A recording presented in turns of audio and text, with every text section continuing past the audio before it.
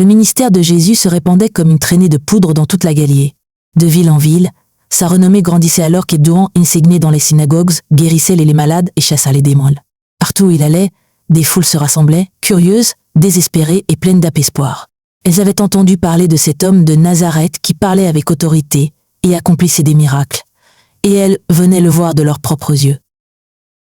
Il ne fallut pas longtemps avant que la foule ne devienne écrasante. Dans les jours qui avaient précédé ce moment, Jésus avait guéri des multitudes de personnes. Les aveugles pouvaient à présent voir, les boiteux pouvaient marcher et les malades étaient guéris. La nouvelle de ses œuvres se répandit même au-delà de la Galilée, attirant des gens de la Décapole, de Jérusalem, de Judée et de la région d'au-delà du Jourdain, tous cherchant son contact et ses paroles. Matthieu Carafi et de Nfatre Vansai. Un jour, après une nouvelle vague de guérison et de prédication, Jésus vit les foules se presser autour de lui. Sous le poids de leurs souffrances, de leurs espoirs et de leurs attentes étaient palpables. Et il ne recherchait pas seulement une guérison physique qui, beaucoup étaient pauvres, opprimés et accablés par la vie sous la domination romaine. Il cherchait quelque chose de plus profond, une vérité, un chemin, une lueur d'espoir dans un monde rempli de difficultés. Jésus, voyant leur soif de plus que des miracles, décida de ce qui transformerait leur compréhension de Dieu et de son royaume. Au lieu de rester dans les villages surpeuplés, Jésus se retira sur le flanc d'une montagne. Ce n'était pas la première fois que les montagnes jouaient un rôle important dans les pornepornes. Autrefois, les montagnes étaient des lieux où Dieu se révélait. Moïse avait gravi le mont Sinaï pour recevoir les 10 commandements, et Élie avait rencontré Dieu dans un doux murmure sur le mont Horeb. Exode, Exef 1 Milmef Bilnumilven. Jésus gravit une autre montagne, non pas pour recevoir une révélation, mais pour l'y offrir. À mesure que Jésus montait, ses disciples les plus proches le suivaient, impatients d'entendre ce que Teraïdar. La foule le suivait aussi, certains grimpant les sentiers rocailleux, d'autres aidant ceux qui avaient bien du mal à suivre. Il ne cherchait pas seulement d'autres miracles, mais peut-être des réponses à des questions qu'il en avait créées, mais pas encore pleinement formulées. Pourquoi souffrait-il sous la domination romaine? Quelle était la véritable nature du Messie dont ils avaient entendu la prophétie? Lorsque Jésus atteignit un certain point sur le flanc de la montagne, il s'arrêta et s'acquitte. Dans la tradition juive, un rabbin qui s'assied pour enseigner signifiait l'importance de ce qu'il allait dire. La foule se tut, attendant que sa voix s'élève au-dessus du vent et du murmure de l'attente. Les disciples se rassemblèrent plus près de lui, les yeux fixés sur leur maître, sachant que quelque chose de profond était sur le point de se produire. Jésus regarda la foule. Il vit des visages abîmés par les épreuves, des pêcheurs, des agriculteurs, des ouvriers et des familles. Certains étaient riches, d'autres démunis. Pourtant, ici, sur cette montagne, ils étaient unis par le même désir d'entendre ce que Jésus a derrière sur le royaume de Dieu. Ils avaient entendu les histoires d'autrefois, comment leurs ancêtres avaient attendu quoi Messie les délivre. Mais ils ne s'attendaient pas à ce que Kondroit s'élève du milieu de cette manière. Jésus n'avait pas d'armée, pas de programme politique et pas de plans grandioses pour renverser Rome. Pourtant, quelque chose en lui était indéniablement puissant. Les gens étaient assis en silence, les yeux fixés sur Jésus. Le vent soufflait dans l'herbe et la mer était visible au loin, bien en contrebasse. Se souvenaient peut-être des psaumes qu'ils avaient appris dans les synagogues, mais quand ils étaient en kibalan. Qui pourra monter à la montagne de l'Éternel à Pontour calmé et qui pourra se tenir dans son sanctuaire? Psaume de Tekatske 3. Peut-être certains dans la foule se souvenaient-ils des prophètes qui avaient des Raphaël, qui avaient été annoncés le jour où le serviteur de Dieu viendrait, non pas avec des armes, mais avec des paroles qui transperceraient le cœur, Ezaré, Karamatanbif. Tandis qu'Huitaines attendaient, ils avaient tous les sentiments que ce moment était différent de tout ce qu'ils avaient vécu jusque-là. Jésus n'était pas simplement un guérisseur ou un enseignant comme les autres. Ses paroles avaient le pouvoir de changer la structure même de leur compréhension de Dieu et de leur place dans le monde. Il lève étendu précieux sur la repentance, appelant les gens à cesser de détourner du péché et à se préparer pour le royaume des cieux. Il avait vu défier les pharisiens, ces chefs religieux qui se préoccupaient plus des apparences extérieures que de l'été de Kidara du cœur. Mais que dirait-il maintenant, ici, sur cette montagne, loin des synagogues et des temples? Peut-être certains se souviennent-ils des paroles d'Isaïe. Il arrivera dans la suite des temps que la montagne de bronze de la maison de l'Éternel sera affermie sur la plus haute des montagnes, et tous les nazmaliens y affleuront. Serait-ce le début de cet accomplissement? Cet homme, Jésus, pourrait-il être celui qu'elle s'attendait? Alors, tandis que Jésus contemplait la mer de visage, il commença à parler. Sa voix résonna au-delà de la montagne, non pas avec la force d'affront ou guerrier, mais avec l'autorité de quiconque qui comprenait de dur de Dieu et les besoins profonds de son peuple. Ce moment était plus qu'un simple enseignement, ici qui était le dévoilement de d'un royaume qui allait bouleverser le monde. Béatitude numéro 1. Bienheureux les pauvres en esprit. Les premiers mots prononcés par Jésus après sa paître installée sur le flanc de la montagne étaient simples mais profonds. Heureux les pauvres en esprit, car le royaume des cieux est à eux. Mexican et tu fais trop. Cette déclaration a dû surprendre la foule. Les gens étaient habitués à entendre des bénédictions associées à la richesse, au pouvoir ou à la manne-fortune. Sans leur monde, les riches et les influents étaient considérés comme ceux qui avaient la faveur de Dieu. Mais Jésus commençait son message par une bénédiction pour les pauvres en esprit, ceux qui reconnaissent leurs besoins spirituels, leur vide devant Dieu. Que voulait dire Jésus par pauvre en esprit? Pour bien comprendre, il est utile d'examiner l'histoire à l'histoire place large des Écritures. Dans toute la Bible, le cœur de Dieu pour les humbles et les cœurs brisés indéniables. Dans Ésaïe 606-2, Dieu dit « sans célébrer écu dans tes billes ». Jésus ne parle pas ici de pauvreté matérielle, mais plutôt d'une pauvreté plus profonde, une humilité spirituelle, une reconnaissance de ses limites, de son péché et de sa dépendance à l'égard de Dieu. Être pauvre en esprit, c'est se rendre compte que peu importe ce que nous accomplissons, peu importe ce que nous possédons, nous sommes vides sans Dieu. Il ne s'agit pas d'un appel à l'autodérision, mais à une compréhension nette de notre besoin de la grâce de Dieu. Le prophète Isaïe nous offre un aperçu de cette attitude du cœur lorsqu'il rencontre la gloire de Dieu dans le temple. Voyant Dieu dans sa sainteté, Isaïe répond immédiatement « Malheur à moi, car je suis perdu, car je suis un homme aux œuvres impures, car mes yeux ont vu le roi, l'Éternel des armées. » Ésaïe 6, Saint. À ce moment-là, Isaïe a reconnu sa pauvreté spirituelle devant un Dieu saint. Jésus nous appelle à adopter le même cœur, un cœur qui reconnaît notre besoin de Dieu par-dessus tout.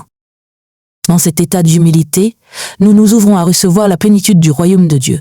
Ce n'est pas un hasard si la toute première béatitude est liée au royaume des cieux. Les pauvres en esprit sont ceux qui savent qu'elles ne peuvent pas entrer dans le royaume par leurs propres efforts, mais doivent compter bien sûr. Cela fait écho aux paroles ultérieures de Jésus. Quiconque n'accueille pas le royaume de Dieu comme un poulier au fond d'impasse. Marc Noir 15. Comme des enfants, les pauvres en esprit se présentent devant Dieu les mains vides, entièrement dépendants de sa miséricorde. Mais à quoi ressemble cette pauvreté spirituelle dans la pratique? L'Ancien Testament fournit de nombreux exemples de personnes qui incarnent ce trait de caractère. Pensez à David qui, après avoir été confronté à son péché par le prophète Nathan, s'est repenti en criant à Dieu. Les sacrifices qui sont réservés à Dieu, c'est un esprit brisé, un cœur brisé et contrit. Ô Dieu, tu ne le méprises pas. Psaume 50:10. Bien que David fût roi, il comprenait que sa position et son pouvoir ne signifiaient rien devant un Dieu saint. Son brisement devant le Seigneur l'aidait à rétablir dans une relation juste avec Dieu. De même, dans le Nouveau Testament, nous voyons là l'histoire du pharisien et du collecteur d'impôts. Luc, le Gouberge, le pharisien debout, énumère fièrement toutes ses réalisations religieuses et remercie Dieu de ne pas être comme les autres, les pécheurs.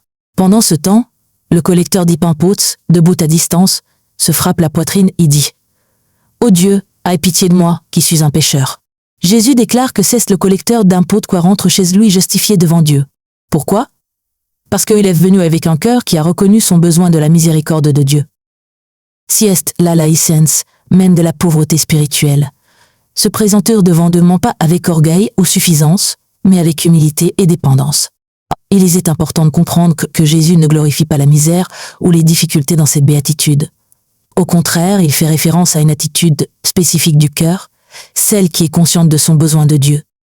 La richesse matérielle ou la pauvreté ne sont pas en jeu ici. Une personne riche peut être pauvre en esprit, tout comme une personne pauvre peut être spirituellement fière. La clé est de reconnaître que, quelles que soient nos circonstances, nous avons tous besoin de la grâce et de la miséricorde de Dieu. Dans le livre de l'Apocalypse, Jésus s'adresse à l'Église des Laodicées en disant « Vous dites, je suis riche, je suis prospère, et je n'ai besoin de rien, sans savoir que vous êtes malheureux, que misérable pauvre, aveugle, glazina et nous. » Apocalypse 3. Ils s'ensoisent, même dans leur richesse, ils étaient spirituellement pauvres, inconscients de leurs profonds besoins de Dieu. En déclarant que les pauvres en esprit sont bénis, Jésus nous rappelle que la véritable béatitude ne vient pas de nos efforts, de notre statut ou de nos biens matériels. Elle vient plutôt de la reconnaissance que nous dépendons entièrement de la grâce de Dieu. C'est cette humilité qui ouvre la porte du royaume des cieux. Comme le dit Jacques 4 bis, « Humiliez-vous devant le Seigneur, et il vous élèvera. » Les pauvres en esprit sont ceux qui savent que c'est seulement par l'humilité que nous pouvons recevoir les bénédictions du royaume de Dieu. Béatitude numéro 2, bienheureux ceux qui pleurent. Deuxième bénédiction que Jésus prononce sur la montagne est tout aussi inattendue que la première. Heureux ceux qui pleurent, car ils seront consolés. Matthieu 6, car le deuil est une chose que la plupart des gens essaient d'éviter ou de fuir. Aux yeux du monde, le bonheur et la prospérité sont les véritables signes de bénédiction, tandis que le chagrin et la tristesse sont souvent considérés comme malheureux et indésirables. Pourtant, ici, Jésus renverse cette notion, déclarant que ceux qui pleurent sont non seulement bénis, mais recevront également le réconfort divin. Première vue, cela peut paraître déroutant. Comment le deuil, un état de tristesse, peut-il être source de bénédiction? Pour comprendre cela, nous devons examiner de plus près ce que Jésus dit. Le deuil, dans ce contexte, ne se limite pas au chagrin provoqué par la perte d'un être d'un yeux, même si cela en fait certainement partie. Le deuil dont parle Jésus ici va au-delà de pertes personnelles. Cité est un deuil sur la fragilité du monde, sur le péché et sur la souffrance qui imprègne l'existence humaine. Dans les Écritures, nous voyons des exemples de personnes qui pleurent le peuple de Dieu, non seulement à cause de tragédies personnelles, mais aussi à cause de l'état de leur cœur, de leur communauté et du monde en général. Dans le psaume 1360, le psalmiste écrit « Mesbeur verse des torrents de larmes, parce que ton observe pas ta loi. C'est une tristesse qu'une est, du fait trop terre être témoin de la rébellion du monde contre Dieu, une tristesse à cause du péché qui sépare l'humanité de lui. » Ce genre de tristesse n'est pas égocentrique, ici c'est une expression de tristesse à cause de l'emploiement du monde de son Créateur. L'un des exemples les plus clairs de ce phénomène se trouve dans le prophète Jérémie, souvent appelé le prophète qui pleure. Il pleura sur les péchés d'Israël et sur la destruction qui s'ensuit en son cause à cause de leur désobéissance. Dans Jérémie 9:1, il s'ébat, et il s'écrit. Ainsi ma tête était remplie d'eau et mes yeux du fontaine larmes, pour pleurer jour et nuit sur les morts de la fille de mon peuple. Le deuil de Jérémie ne concernait pas seulement la souffrance de son peuple, mais aussi le péché qui l'y avait conduit à l'exepsile. Son cœur était brisé par la séparation du peuple d'Dieu avec Dieu. Jésus lui-même incarne ce type de deuil. Dans Luc 19, 41-44, nous voyons lecture moments les plus poignantes de son ministère. Alors qu'il s'est approché de Jérusalem, sachant le rejet et la souffrance qui l'attendait à la base, Jésus pleura sur la ville. Il dit « Si seulement toi aussi tu avais su en ce jour les choses qui mènent à la paix. Mais maintenant elles sont cachées à tes yeux. » Jésus pleurait sur les bas et rayonnements spirituels du peuple et sur son refus de reconnaître le sang qu'il offrait. Ce genre de deuil, cette profonde tristesse pour le péché et ses effets sur l'humanité, est-ce que Jésus s'appelle une bénédiction? Pourquoi? Parce que est-il conduit à la repentance, à la transformation et en fin de compte, au réconfort que seul Dieu peut donner. Dans 2 Corinthiens 7, 10, Paul écrit « La tristesse selon Dieu produit une repentance à salut dont on ne se repent jamais, tandis que la tristesse selon le monde produit la mort. Le deuil selon Dieu ouvre la porte au réconfort divin parce qu'il reconnaît notre besoin de la guérison et de la rédemption de Dieu. Si est le genre de tristesse qui brise le cœur pour faire place à la grâce de Dieu. Mais les paroles de Jésus offrent plus que une simple promesse de réconfort spirituel. Elles parlent aussi du réconfort que Dieu apporte à ceux qui pleurent les chagrins de la vie dans un monde brisé. Le deuil d'une perte, d'une douleur et d'une souffrance est quelque chose que tout le monde doit affronter à un moment donné. Dans ces moments de profonde tristesse, Jésus nous assure que nous ne sommes pas abandonnés. Le Dieu de toute consolation s'approche de ceux qui ont le cœur brisé. Comme nous le rappelle le psaume 30 mon écran, l'idimo les prunelles est près dessus, et ces pis ont cœur brisé, et sauf ceux qui ont les pieds comme l'esprit dans Betsbar. Et l'une des images les plus puissantes de ce ressentiment fort de Dieu se trouve dans Ésaïe 6 un passage que Jésus lui-même cite au début de son ministère. « L'Esprit du Seigneur, l'Éternel, est sur moi, pour consoler tous ceux qui pleurent. » Ce passage, qui parle de la mission du Messie, nous rappelle que le plan de Dieu a toujours été d'apporter réconfort et guérison à ceux qui pleurent. Jésus, l'accomplissement de cette prophétie, est venu penser les concepts brisés et offrir la beauté au lieu des cendres, la joie au lieu du deuil et la louange au lieu du décès. Mais ce réconfort n'est pas réservé à la vie future. C'est quelque chose que nous pouvons expérimenter ici et maintenant par le Saint-Esprit. Dieu apporte du réconfort à nos cœurs au milieu de nos chagrins. Dans Jean 16, Jésus fait référence au Saint-Esprit comme étant le consolateur ou l'avocat. Dans les moments de chagrin profond, nous pouvons expérimenter la présence de Dieu de manière à nous apporter la paix, même lorsque les circonstances ne changent pas immédiatement. Mais cette béatitude renferme aussi une promesse des promesses de venir. Ceux qui pleurent seront finalement consolés dans la plénitude du royaume de Dieu. Dans le livre de l'Apocalypse, nous avons une vision de ce réconfort futur. Il essuiera toutes larmes de leurs yeux, et la mort ne sera plus et aura plus ni deuil, ni cri, ni douleur, car les premières choses ont disparu. Apocalypse coïncident percé. Si réconfort au cours, for tout le temps que Jésus promet, un réconfort éternel qui attend tous ceux qui ont confiance en lui, où la tristesse et la mort n'existeront plus. Le monde nous dit souvent d'éviter le deuil, de nous distraire de la douleur ou de rechercher le bonheur à tout prix. Mais Jésus nous offre une perspective différente. Il nous invite à apporter notre chagrin et notre tristesse à Dieu, à pleurer sur la fragilité du monde et sur nos péchés, sachant que le véritable réconfort ne vient pas du fait d'éviter la douleur, mais de la traverser avec Dieu. Dans son royaume, ceux qui pleurent trouveront un réconfort que le monde ne peut pas donner, un réconfort qui parle aux recoins les plus profonds de l'âme. Béatitude numéro 3. Bienheureux les doux. La troisième bénédiction que Jésus prononce est contraire aux valeurs du monde. Heureux les doux, car ils hériteront la terre. Matthieu 5:50. Dans une société qui valorise souvent le pouvoir, l'ambition et l'aime beaucoup voir, la douceur est une qualité souvent mal comprise, voire méprisée. Beaucoup de gens associent la douceur à la faiblesse ou à la passivité. Mais lorsque Jésus parle des doux, il fait référence à une caractéristique beaucoup plus profonde et plus riche, qui reflète le cœur de Dieu. En termes bibliques, la douceur n'est pas une faiblesse, c'est une force maîtrisée. Le mot grec utilisé ici pour « doux » peut également être traduit par « gentil » ou « humble », mais il a la connotation d'un pouvoir restreinte, et non pas éteint. Une personne douce peut affirmer sa volonté ou utiliser la force, mais choisit plutôt la voie de la douceur et de l'humilité. Cette idée de douceur est profondément enracinée dans l'Ancien Testament, en particulier dans la vie et le caractère d'individus comme Moïse. Moïse, décrit comme très doux, plus que tous les autres peuples qui étaient sur la surface de la terre, nombreux B3 étaient tous au faible. Il se tint devant Pharaon, le dirigeant le plus puissant de son temps, et exigea la libération du peuple de Dieu. Il conduisit les Israélites à travers le désert pendant 40 ans, faisant face à d'innombrables défis et rébellions. Mais malgré son rôle de leader et l'autorité que Dieu lui avait donnée, Moïse ne comptait pas sur son pouvoir. Sa douceur venait de sa profonde dépendance envers Dieu et de sa soumission à la volonté de Dieu. Si est là la essence même de la véritable douceur, savoir d'où vient votre force et choisir de la remettre à Dieu. Jésus lui-même incarnait parfaitement cette douceur. Bien qu'il ait le Fils de Dieu, avec toute autorité et tout pouvoir, il s'est humilié jusqu'à prendre forme humaine et souffrir pour le bien des autres. Dans Matthieu 11:29, il invite ses disciples. « Prenez mon joug sur vous et recevez mes instructions, car je suis doux et humble de cœur, et vous trouverez du repos pour vos âmes. » Jésus, bien que d'infiniment puissant, abordait le monde avec humilité et douceur, et il appelait ses disciples à faire de même. Béatitude numéro 4. Bienheureux ceux qui ont faim et soif de justice. La quatrième béatitude est à la fois une promesse et un défi. Heureux ceux qui ont faim et soif de la justice, car ils seront rassasiés. Matthieu 5:6. La faim et la soif sont deux des besoins humains les plus fondamentaux.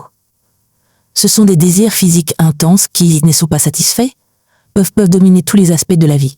Jésus utilise cette puissante image pour décrire le genre de désir spirituel profond que nous devrions avoir pour la justice, un désir aussi urgent sur un, de nourriture et d'eau. Dans ce contexte, la justice signifie vivre d'une manière qui reflète la volonté de Dieu et sa justice. Et il ne s'agit pas seulement d'une moralité personnelle, mais aussi d'un désir de voir la bonté et la justice de Dieu prévaloir dans le monde. Dans toute l'Écriture, la justice est souvent liée à la justice et à la recherche de ce qui est juste ou sérieux. Dans Ésaïe 50:11, le prophète exhorte « Écoutez-moi, vous qui recherchez la justice, vous qui cherchez l'Éternel. » Ce verset résume l'approche de béatitude d'essai, une quête, une recherche active et un désir ardent de voir les voies de Dieu se manifester. Ceux qui ont faim et soif de justice reconnaissent que le monde n'est pas comme il devrait être. Ils voient l'injustice, le péché et la souffrance autour d'eux, des haineux, et le cœur souffre pour que les choses soient dans l'heure. Ce n'est pas un simple souhait passif, mais un désir profond qui les pousse à rechercher Dieu et son royaume par-dessus tout. Si est-ce le genre des désirs que David exprime dans les psaumes, Comme une biche soupire après des eaux vives, ainsi mon âme soupire après toi. Mon âme a soif de Dieu, du Dieu vivant. Psaume 40:1020. Mais que signifie être satisfait? Jésus promet que ceux qui ont faim et soif de justice seront rassasiés, et cette satisfaction se présente de deux manières. D'abord, il y a la satisfaction immédiate qui vient d'une relation avec Dieu. Dans Jean 5, Jésus dit « Je suis le pain de vie. Celui qui vient à moi n'aura jamais faim, et celui qui croit en moi n'aura jamais soif. » Parce que nous recherchons Dieu et sa justice, nous trouvons en lui le véritable accomplissement. Alors que le monde offre une satisfaction temporaire, Dieu offre un accomplissement durable qui satisfait les désirs les plus profonds de notre âme. Deuxièmement, il y a une promesse future de satisfaction qui pointe vers l'accomplissement ultime du royaume de Dieu. Bien que nous puissions avoir un aperçu de la justice dans cette vie, la justice et la droiture complète et parfaite de Dieu ne seront pleinement réalisées qu'au retour de Christ. Comme l'Apocalypse nous l'a dit, il viendra un jour où la faim, la soif et toutes les formes de souffrance n'existeront plus. Apocalypse. Ceux qui ont faim et soif de justice maintenant connaîtront une satisfaction complète en présence de Dieu dans les nouveaux cieux et la nouvelle terre. Cette béatitude nous invite à examiner ce que nous désirons vraiment. Le monde nous offre d'innombrables distractions et substitute à la justice, la célébrité, la richesse, le pouvoir et le plaisir. Mais aucune de ces éléments ne nous satisfera jamais vraiment. Jésus nous appelle à diriger nos désirs les plus profonds vers Dieu et ses voies. Avoir faim et soif de justice, c'est à vivre avec un cœur en harmonie avec la volonté de Dieu, en recherchant non pas notre propre intérêt, mais l'épanouissement des autres et l'accomplissement de la justice de Dieu. Béatitude numéro 5. Bienheureux les miséricordieux. Heureux les miséricordieux, car ils obtiendront miséricorde. Matthieu 5, 7. La miséricorde est au cœur même de l'Évangile. Dans cette 7e béatitude, Jésus nous invite à incarner la même miséricorde que Dieu nous a témoignée. Être miséricordieux, c'est faire preuve de compassion, de pardon et bonté envers les autres, même lorsqu'ils ne le méritent pas. La miséricorde est un thème central de toute la Bible, et elle est étroitement liée au caractère de Dieu. Dans Exode 6:7, lorsque Dieu se révèle à Moïse, il se décrit comme un Dieu miséricordieux, compatissant, lent à la colère, riche en bonté et en fidélité. Tout au long de l'Ancien Testament, nous voyons Dieu faire preuve de miséricorde envers son peuple, même lorsque celui-ci se détourne lui à plusieurs reprises. Sa miséricorde est patiente, indulgente et infaillible. Jésus lui-même est la miséricorde. Dans son ministère, il était constamment animé par la compassion. Qu'il s'agisse de guérir les malades, de pardonner aux pécheurs ou de nourrir les affamés. Jésus a démontré que la miséricorde n'est pas seulement un sentiment, mais une action. Il a fait preuve de miséricorde envers ceux qui étaient exclus, envers ceux qui avaient été rejetés par la société et même envers ceux qui l'ont crucifié en disant « Père, pardonne-leur, car ils ne savent pas ce qu'ils font. » Le 10 prêtres en score. Mais cette béatitude contient aussi une promesse. Celui qui fait preuve de miséricorde recevra miséricorde. Jésus précise que la miséricorde n'est pas une voie à sens unique. Dans Matthieu 6,14 dit « Si vous pardonnez aux leurs offenses, que Père céleste pardonnera aussi. » Lorsque nous faisons preuve de miséricorde envers les autres, nous reflétons la miséricorde de Dieu envers nous et, ce faisant, nous ouvrons à recevoir plus pleinement sa miséricorde. Être miséricordieux, c'est reconnaître que nous aussi avons besoin de la grâce de Dieu. Il est facile de refuser de pardonner ou de faire preuve de bonté quand on se sent lésé, mais Jésus nous appelle à faire preuve de miséricorde même quand c'est difficile. Dans la parabole du serviteur impitoyable, il aussi 20:35, Jésus illustre ce point. Un serviteur, à qui son maître a pardonné une dette énorme, se retourne et refuse de pardonner à un autre serviteur une dette beaucoup plus petite. Lorsque le maître entend cela, il est indigné et le serviteur est puni pour son manque de miséricorde. Le message est clair. Nous sommes appelés à faire preuve envers les autres de la même miséricorde que celle dont Dieu nous a fait preuve. La miséricorde est également étroitement liée à la justice. Il ne s'agit pas d'ignorer les torts ou de permettre des comportements nuisibles. La miséricorde cherche plutôt à restaurer et à guérir. Il s'agit de répondre à la souffrance des autres par la grâce, d'offrir le pardon là où il est nécessaire et d'intervenir pour aider ceux qui souffrent. Comme nous le rappelle Jacques, la miséricorde triomphe du jugement, Jacques 2003. La miséricorde de Dieu ne s'oppose pas à la justice et elle l'accomplit en restaurant ce qui est brisé. Béatitude numéro 6. Bienheureux les cœurs purs. Heureux ceux qui ont le cœur pur, car ils verront Dieu. Matthieu 5:20. La pute pénique. Elle va bien au-delà des actions ou des apparences extérieures et touche le cœur même de qui nous sommes, nos pensées, nos désirs et nos intentions. Dans la Bible, le cœur est souvent considéré comme le centre de l'être humain. C'est le siège de nos émotions, de nos désirs et de notre volonté. Avoir un cœur pur signifie avoir un cœur sans partage, entièrement dévoué à Dieu et libre de la corruption du péché et des motivations égoïstes. Dans le psaume 24, David demande « Qui montera à la montagne de l'Éternel? Qui se tiendra dans son sanctuaire? Celui qui a les mains innocentes et le cœur pur. Estation en épaulé donc. » La pureté du cœur est essentielle pour se rapprocher de Dieu. Jésus souligne que la véritable routine ne consiste pas seulement à suivre des rituels et des rituels. Les pharisiens, par exemple, étaient méticuleux dans leur respect de la lettre de la loi, mais Jésus les réprimandait souvent pour leur hypocrisie. Ils semblaient justes à l'extérieur, mais étaient remplis d'avidité et d'égoïsme à l'intérieur. Matthieu 26:17 ou étonnant. Les enseignements de Jésus nous rappellent que Dieu ne s'intéresse pas aux apparences extérieures et il se préoccupe de l'état de notre cœur. Dans le psaume 50:10, David prie ainsi « Ô Dieu, crée en moi un cœur pur et renouvelle en moi un esprit bien disposé. » Cette prière résume la essence de ce que signifie avoir un cœur pur. Elle reconnaît que la pureté n'est pas quelque chose que nous pouvons atteindre par nous-mêmes. Elle est le résultat de l'œuvre de Dieu en nous, qui nous purifie du péché et transforme nos désirs pour les alibokdar. La promesse faite au cœur pur était extraordinaire. Ils verront Dieu. Dans toutes les écritures, les déclare Dieu et les lier au fait d'être transpaid. Moïse, par exemple, n'a été autorisé à voir la gloire de Dieu que de dos, car personne ne pouvait voir le visage de Dieu et vivre. Exode 34 dit-il. Pourtant, Jésus promet que ceux qui ont un cœur pur verront Dieu, non seulement dans le futur, mais dans leur vie actuelle. Ils feront l'expérience de sa présence, entendront sa voix et marcheront étroitement avec son pas avec lui. Avoir un cœur pur, s'y évader en se concentrant entièrement sur Dieu. Cela signifie lui permettre d'affiner nos désirs, de nous débarrasser de tout ce qui nous distrait de stricte scène en cœur, qui recherche sa face par-dessus tout. Ce faisant, nous connaîtrons la plus grande bénédiction de toutes, la présence de Dieu lui-même. Béatitude numéro 7. Bienheureux les artisans de paix. Heureux les artisans de paix, car ils seront appelés fils de Dieu. Matthieu 5:9. Dans un monde rempli de conflits, de divisions et d'hostilités, l'appel de Jésus à être des artisans de paix est aussi radical aujourd'hui qu'Ikateo, qui déité lorsqu'il a prononcé ces paroles pour la première fois.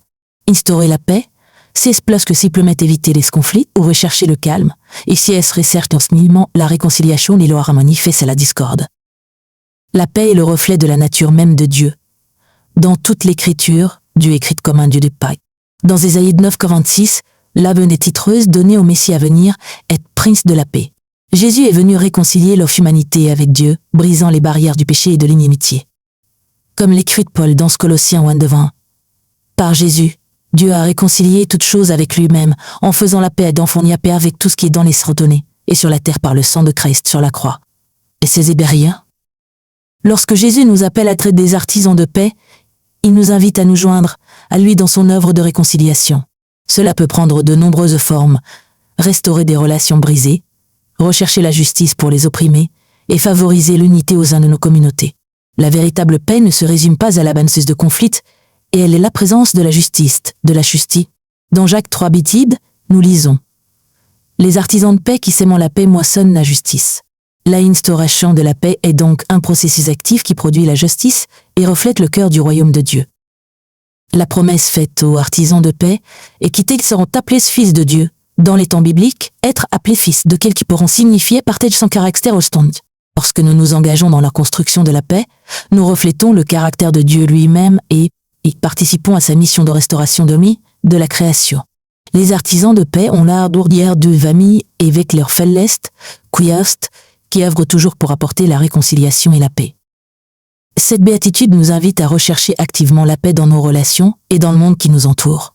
Dans une culture qui glorifie souvent le conflit et la division, la voix du pacificateur est contre-culturelle.